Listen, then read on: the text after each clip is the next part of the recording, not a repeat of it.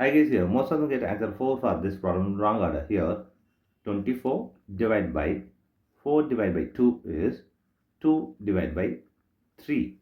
Here 24 divided by 2 is 12 divided by this 3.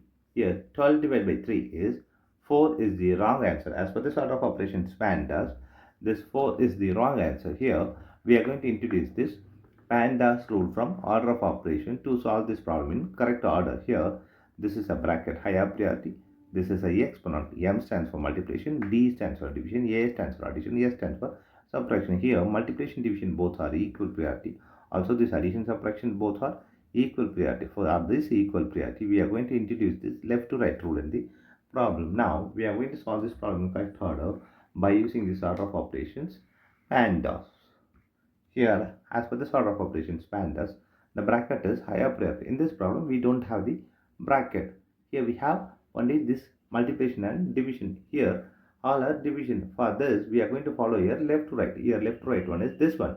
So, 24 divided by 4 is 6 divided by 2 divided by 3. Here, left to right is this 6 divided by 2.